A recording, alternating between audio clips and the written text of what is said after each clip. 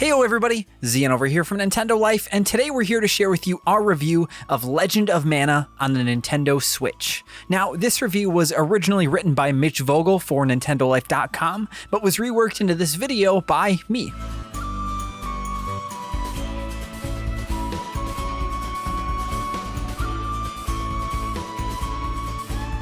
It's interesting to see how the Mana series has been treated over the years, both by Square and the general public. Secret of Mana was widely considered one of the best RPGs of its time, and even today carries quite a bit of clout, but many of the other titles either didn't get localized or arrived overseas years later after their initial release. Legend of Mana, the fourth entry in the series, was one of the earliest to be localized, but it was met upon release with middling reception. Now, over 20 years later, and following on from 2019's Collection of Mana and the Trials of Mana remake the following year, Square has finally seen fit to bring this misfit classic back into the light.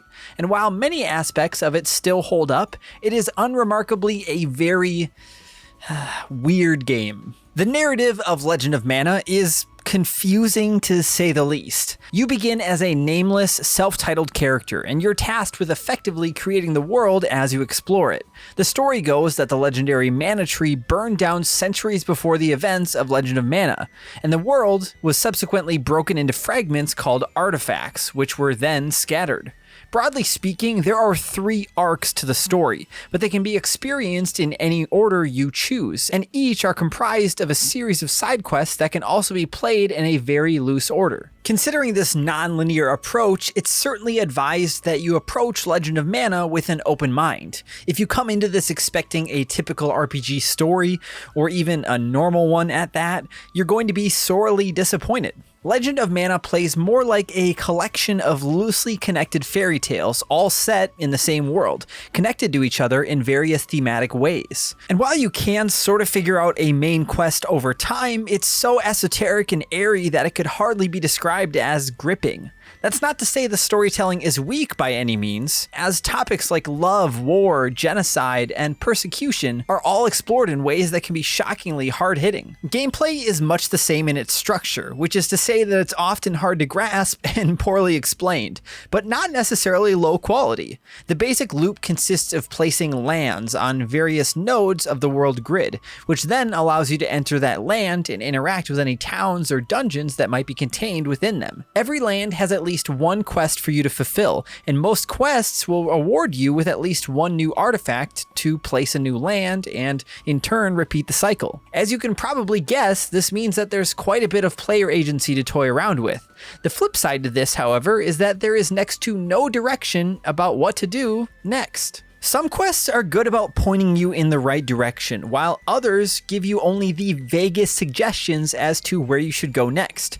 In the latter case, it can be quite frustrating when you basically have to trial and error your way through until you finally find the NPC needed to speak with, or to get things moving again. This is by design, of course, as it's clear the developers want to encourage you to engage with more of the world and really dig in, rather than simply sprinting from point A to B as efficiently as possible. Still, those of you who don't have the patience for this more hands-off approach to quest design will find that Legend of Mana can more often than not be a challenging experience to parse. Similarly, this isn't exactly a game that we'd recommend to completionists, as there's plenty of missable content along the way that you can unknowingly lock yourself out of if you don't have a guide open or another screen. Again, this is by design, as it's clear that Legend of Mana expects you to play through multiple times via its New Game Plus mode, if you want to see all it has to offer. Not only are branching paths and dialogue options plentiful among the dozens of quests here,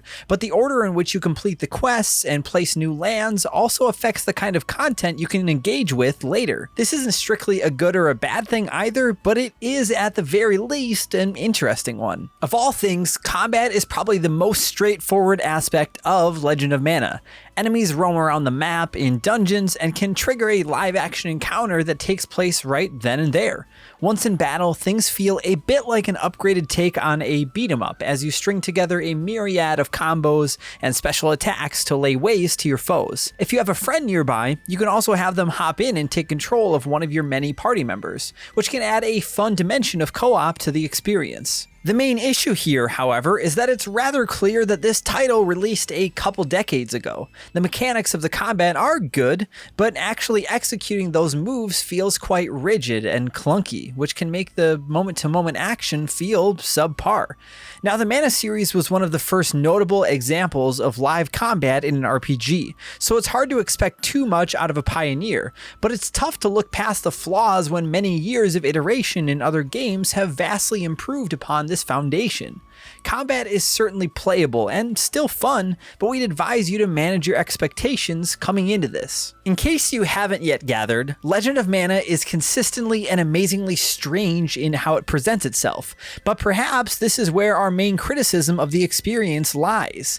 It's far too opaque for its own good. There's nothing wrong with turning the RPG tradition on its head and trying bold new ideas, but it's critical that a game teaches the player about those ideas. Case in point, your stat growth via leveling up is strongly tied to whatever weapon you use most, but the player is never told how or to what extent that actually is. Outside of reading detailed guides from the internet, or if you happen to have an original copy of the game, flipping through the manual might help, but other than that, you basically just have to fumble along and hope that you aren't making things needlessly difficult for yourself down the line when the enemies start hitting back harder. Legend of Mana is full of things like this, which can lead to a bizarrely disappointing experience when you realize hours later that you've been doing something wrong or completely missed a semi-important part of the game loop. One thing that's impossible to miss, however, is the stellar audio-visual presentation Legend of Mana has to offer. Despite using pre-rendered backgrounds for most of the maps,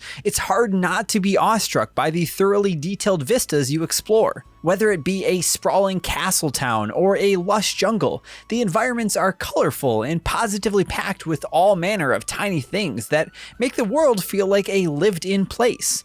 This is all strongly supported by the similarly whimsical soundtrack by Yoko Shimomura, whose gentle and fantastical style perfectly matches the fairy tale aesthetic here. We feel it also needs to be mentioned that port developer M2 has done what it can to make this feel like the definitive version of this classic. Alongside the remastered soundtrack and touched up visuals, little quality of life things like the inclusion of autosave or the option to toggle enemy encounters on or off really help to make Legend of Mana feel like a less dated experience. There's even the Ring Ring Land minigame thrown in, which was previously exclusive to the dinky Japan-only Pocket Station peripheral. It's easy to see why this was such a polarizing title upon release. There's a lot to love here, but Legend of Mana can be tiring in how much it likes to play hard to get. All the ingredients and individual pieces of a strong, impressively evocative RPG are present, but it feels like the developers simply tossed all these ideas in a bag and shook it vigorously rather than taking the time to lay out all these ideas in a coherent and curated fashion. We'd give this one a recommendation, but only to fans of the genre who specifically would prefer a more experimental title. If that doesn't describe you, there's still a good chance you'll find something to like about Legend of Mana, but just be aware it may be a bit more of a mixed bag. And while there's no mistaking this version of Legend of Mana for a full-on remake a la the recent Trials of Mana, this is nonetheless easily the best way to play the game now. We here at Nintendo Life give Legend of Mana on the Nintendo Switch a 6 out of 10.